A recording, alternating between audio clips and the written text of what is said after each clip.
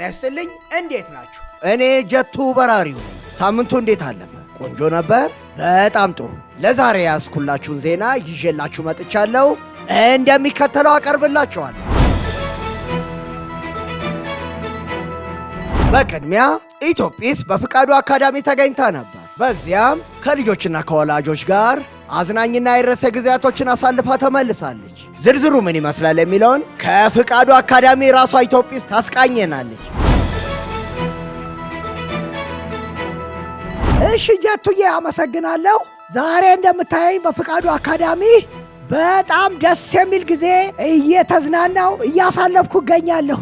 እስቲ ፕሮግራሙ ምን ይመስላል የሚለውን ደግሞ ልጋብዝ።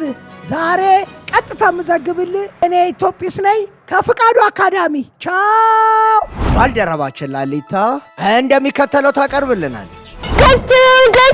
ገት ዛሬ በፍቃዱ አካዳሚ በጣም የሚገርም ጊዜ ነው ያሳለፍነው። ልጆቹ እንዴት ያሉ ስማርት ልጆች መሰሉ! ምን አይነት በጣም የሚያጓጓ ጊዜ እንዳሳለፈን አብረን የምናየው ይሆናል። እሺ ጀቱ፣ በጣም ደስ የሚል ጊዜ ነው የነበረን። ጀቱ በራሪ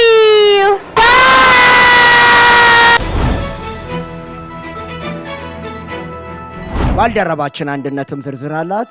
እንከታተላለን። አመሰግናለሁ ጀቱ።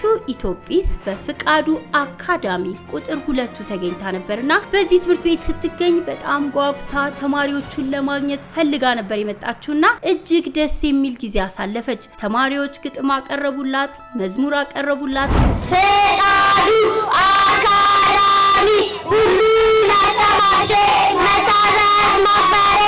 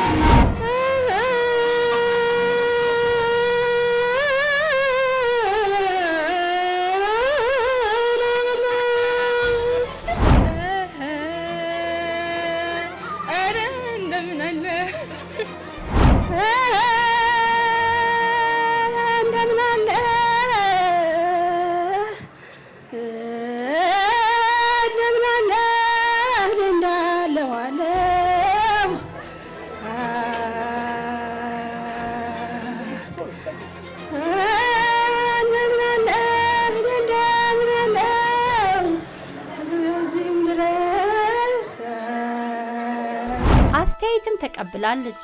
ስሜ ዘውዲቱ ካሳ እባላለሁ። የትምህርት ቤቱ መስራችና ባለቤት ነኝ። ትምህርት ቤታችን ከተጀመረ 10 ዓመት ሆኖታል። በ2009 ነበር የጀመረው። አሁን ቁጥር 2 ፍቃዱ አካዳሚ እዚህ ከፍተናል። የዛሬ ዓመት በቁጥር 1 ነበር የተገኛችሁት። ደስ የሚል አዝናኝና ቁም ነገር አዘል ፕሮግራሞች ተላልፈው ነበር። በዛ ደስ ስላላቸው ልጆች ድጋሚ እንድትመጣላቸው ኢትዮጲስን ጠይቀው ነበር።